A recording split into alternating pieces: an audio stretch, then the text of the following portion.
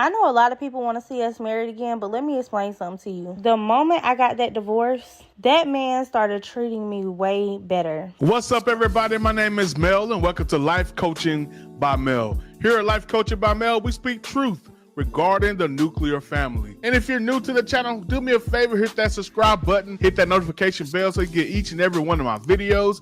Hit that like button for me. Hit me in that comment section. Today is going to be an invigorating conversation that I know you want to contribute to, and be sure to share this with at least one person. Let's get into today's topic. On today's episode, we discuss an ex-husband that still gives his ex-wife anniversary gifts. Is this a case of an ex-wife that's being petty and just need to go ahead and take them back? Let's discuss that.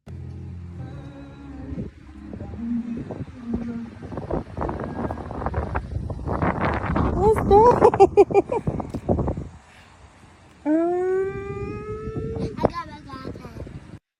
All right, got a Starbucks. Brother starting off right. Now, says we appreciate you. So what it looks like, the husband's actually doing this as a collaborative effort with the children. So it's a nice move.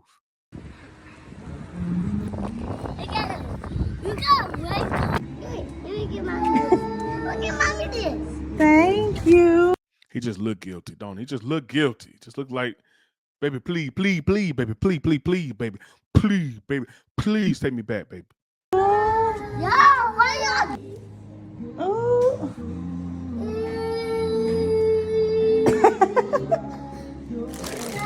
That's so All that is a total of $85.99.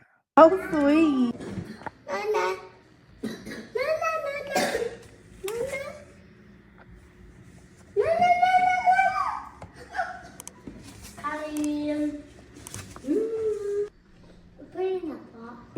All right, front of the card says, we in this together forever. Can't read the other below that, but.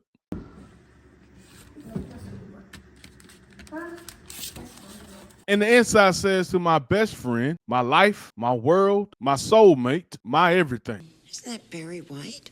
I love you. I believe it says from infinity and beyond.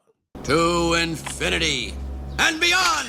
My world, I love you. Now, I'm hoping this is just some inside jokes. They love the movie Toy Stories. Maybe they watch the movies Toy Story on their first date or something, because this is corny, my brother. Just so you know. Could do a little bit better than that, and next time, have somebody else write it, because your writing is terrible.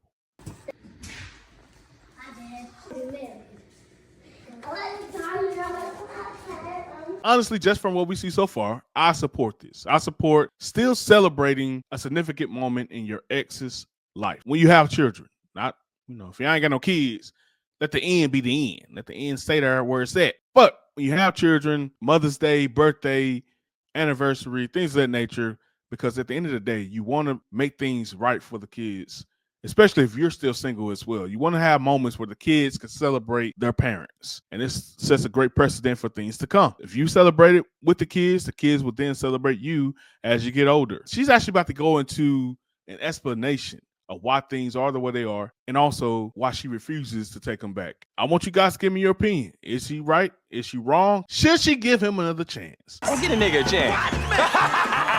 Let's take a look. Co-parenting is so important, and specifically healthy co-parenting. It's so important that no matter what terms you and the other parent is on, that y'all's kids see the best. I don't know if she said right there. I think she said best. We're going to put our Ebonics lingo on and trying to make it out what she's saying there, but I think she's 100% right. But the video here is actually her making breakfast for her ex-husband. So he brought her gifts on the previous video. Now she's making him breakfast. And so her point is, in co-parenting situations, it's important for the kids to see you guys still bonding.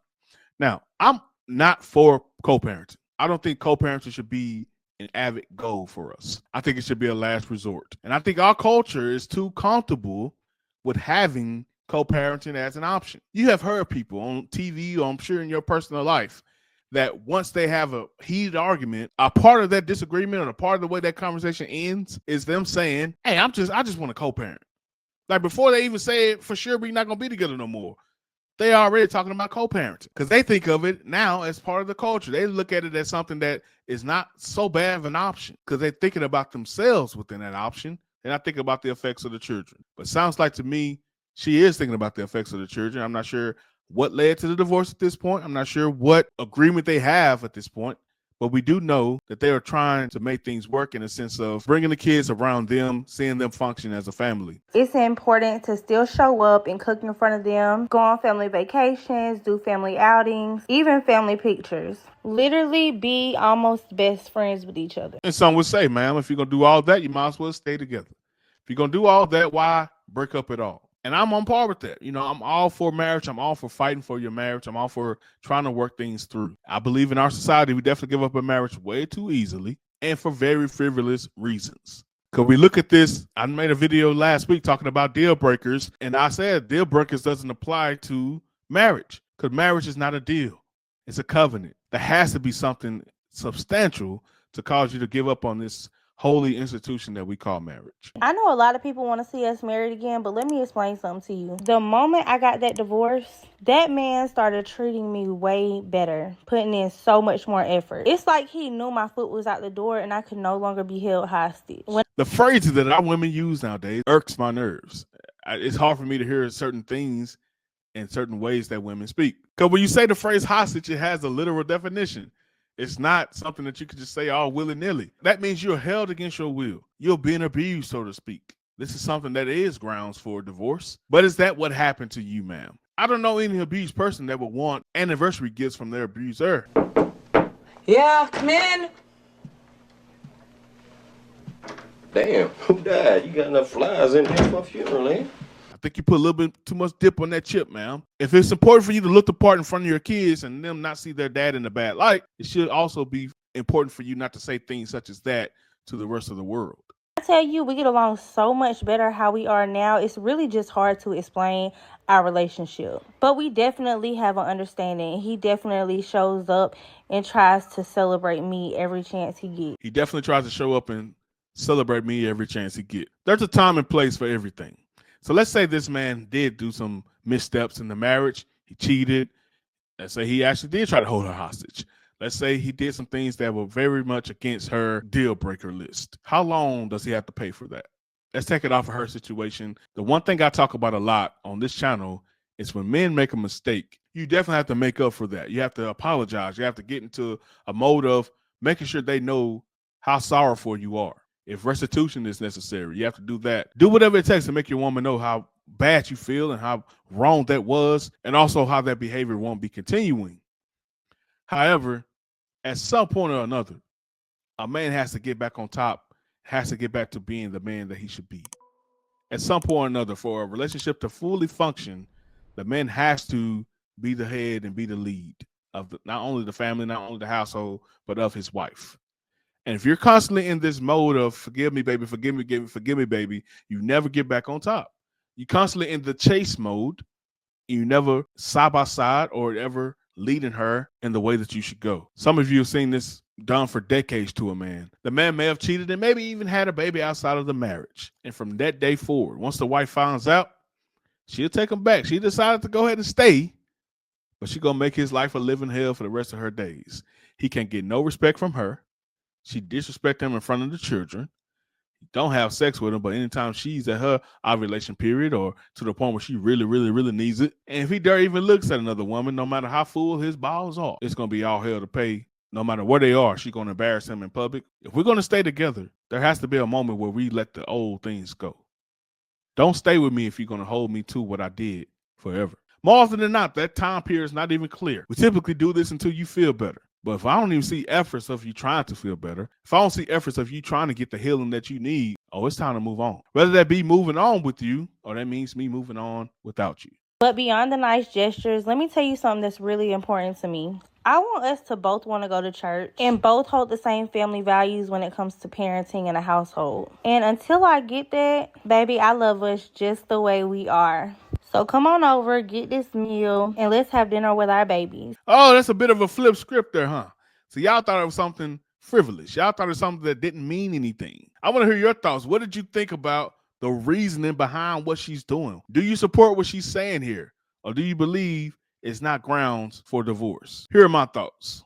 Although this is something that is substantial, I believe a family being spiritually led and being on the same page when it comes to spiritual matters, whether that be going to church, with worshiping together and reading the word and praying and whatever spiritual practices you have, I wholeheartedly believe that we should all be on one accord.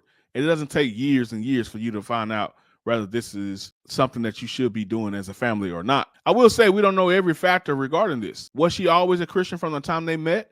Is she a recent convert? What's the time frame that we're on that you have asked him to convert as well? Is he also a Christian, but he just don't want to go to church? Regardless of the answer to those questions, I would say that the Bible even disagrees with her leaving her husband for this particular reason. This is not a justifiable reason according to the word of God. I wouldn't say it's a frivolous reason to divorce, but she doesn't have grounds according to the word of God to leave her husband. In fact, she should actually be obeying her husband if he's the one saying, don't go to church, or we're not going to church as a family. I'm assuming, based on the way she presented this, that he didn't have necessarily a problem with her going and the children going, but he did not want to participate. I would have to say, ma'am, he's well within his rights as the man of the house to not follow your lead. And let me tell you what I believe is a high probability here. She probably had somebody put a batter in her back. It's most likely a woman that's a Christian. Maybe her mom, grandma, or one of the mothers or somebody older at the church, that he should be coming to church. If not, then y'all shouldn't be together. And that's not how it always has been. That's a modern thing that women leave a man for not going to church or being a Christian. I remember back in the day, women used to go to church every Sunday without their husband and go to the prayer line saying, I need prayer for my husband. And we would pray and pray and pray for decades, seemed like. And then their husband ended up coming to the church. I had one of those ladies in my church, is one of the sweetest women ever, Sister Pearlie. I love her to death. But she prayed forever for her husband to come to church. And he ended up coming, becoming a deacon, becoming a strong man of God inside the church, served the Lord greatly until he passed away. That's the way it used to be. But now, since the tables have been turned so much within the Black community, our women can leave us for not making a personal decision for our faith. You don't dictate what a man does. You don't dictate what anyone does. God doesn't dictate what we do with our faith. What gives you the right to tell this man who he can, who he cannot serve, and have to choose to be with you or choose his faith? I actually commend the brother.